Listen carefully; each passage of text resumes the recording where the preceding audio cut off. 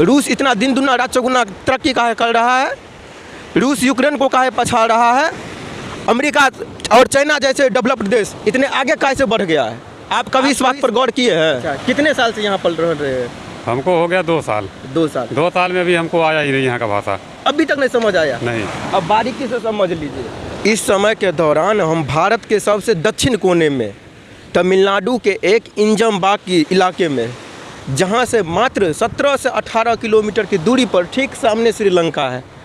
और यहाँ पर हम इसलिए आए हैं और इसकी विश्लेषण हम इसलिए कर रहे हैं, जहाँ लोग जो है रहते तो हम भारतीय हैं, लेकिन यहाँ की भाषा और हमारी भाषा में काफ़ी फ़र्क है।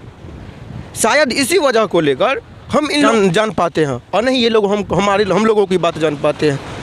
लेकिन अगर हम इन लोगों की शक्ल देखा जाए तो हम लोगों की शक्ल में इन लोगों की शक्ल में कोई ख़ास फ़र्क नहीं, बस यही है इनकी बोली और इनकी भाषाएं हमारी भाषाओं से अलग है। एक बात गौर कर लीजिए, हमारे भारत के अंतर्गत 28 राज्य है। 28 राज्य में शायद कहीं कहीं ऐसा जगह होगा जहाँ पर आपकी भाषाओं को बारीकी से समझा जाता है। जैसे कि भारत की भाषा माना जाए तो एक राष्ट्रीय भाषा के तौर पर हिंदी है, लेकिन ऐसे हिंदी रहने की क्या फ़ायदा है जब इस भाषा के माध्यम से हम कहीं दूसरे जगह ही नहीं घूम पाते हैं। आप जानते हैं रूस इतना दिन दुना रात चौगुना तरक्की काहे कर रहा है? रूस यूक्रेन को काहे पछाड़ रहा है? अमेरिका और चाइना जैसे डेवलप्ड देश इतने आगे कैसे बढ़ गया है? आप कभी इस बात पर गौर किए हैं? काहे कि वहाँ का जो भाषा है सिर्फ एक भाषा है, या तो इंग्लिश हो या तो कोई और भाषा हो, वो सिर्फ एक ही भाषा बोलते हैं। भले आप चाहे तो चाइना के कोई जगह पर चले जाइए, जो उनकी भाषा स्पेसिफिक सिर्फ उसी भाषा के वहाँ के लोग उपयोग करते हैं। लेकिन हमारे भारत के अंदर ही एक ऐसा स्थिति देखने को मिलता है जहाँ पर हर एक तरह की भाषा सुनने को मिलती है, और इसी वजह से यहाँ की जो समस्या होती है वो हम लोग के पास नहीं आ पाती है, और जो हमारे लोग के पास जो समस्या होती है वो इन लोगों के पास नहीं पहुँच पाती है, क्योंकि यहाँ की लैंग्वेज काफ़ी डिफरेंट है। यहाँ पर आप अगर अपने लैंग्वेज में कुछ और उसको समझाना चाहे तो ये लोग कुछ और मतलब निकाल लेते हैं। शायद उस वजह से आपको जो है काफ़ी परेशानी का सामना भी करना पड़ सकता है।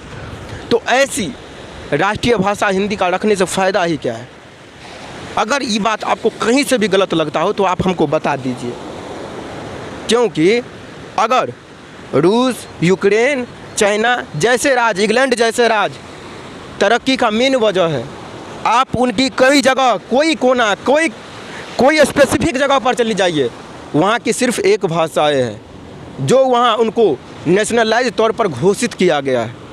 लेकिन हमारे भारत के अंतर्गत भाषा तो हिंदी है, राष्ट्रीय भाषा, लेकिन इस हिंदी भाषा का कोई ख़ास अर्थ नहीं निकल पाता है। अब इसका हम अर्थ कैसे निकालें?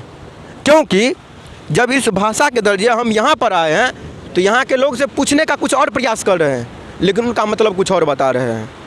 आते वक्त अगर कहीं पुला मिल जाए तो अगर आप उनको पुला कर दीजिएगा तो आपको 4 भरी बातें सुना देंगे, क्योंकि यहाँ का पुल का मतलब ही कुछ अलग है, जो यहाँ के जो है गलत नज़रिया से देखे जाते हैं।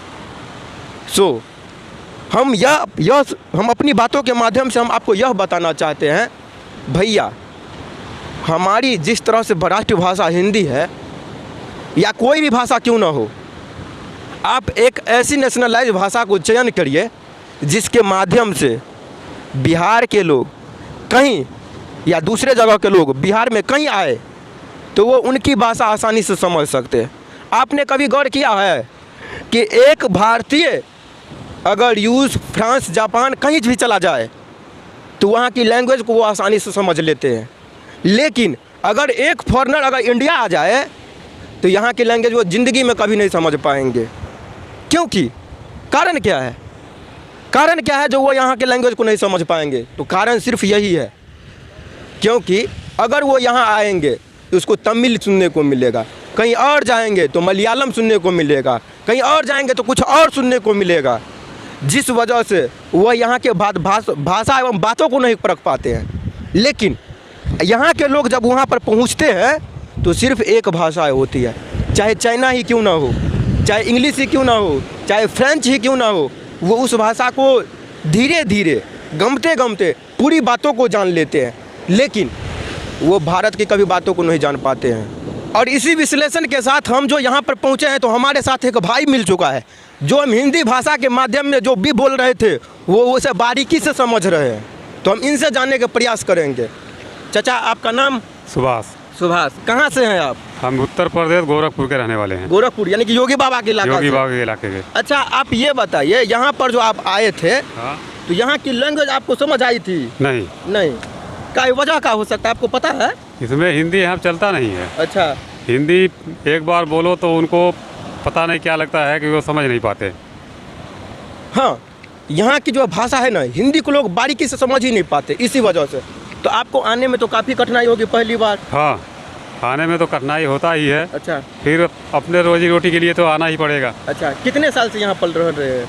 हमको हो गया 2 साल। 2 साल। 2 साल में भी हमको आया ही नहीं यहाँ का भाषा। अभी तक नहीं समझ आया? नहीं। अब बारीकी से समझ लीजिए, आखिर हम क्यों इस तरह की बातें जो है कर रहे हैं। ये भाई साहब 2 साल से यहाँ पर है, फिर भी यहाँ की लैंग्वेज को नहीं समझ पाते हैं। हमारे यहाँ जाते हैं तो सारा भाषा सीख करके चले जाते हैं वो सब, क्योंकि हमारा भाषा खड़ा है। वही बात है, और वही यहाँ बात है हम इस वीडियो के माध्यम से भी कहना चाहे हैं। हाँ।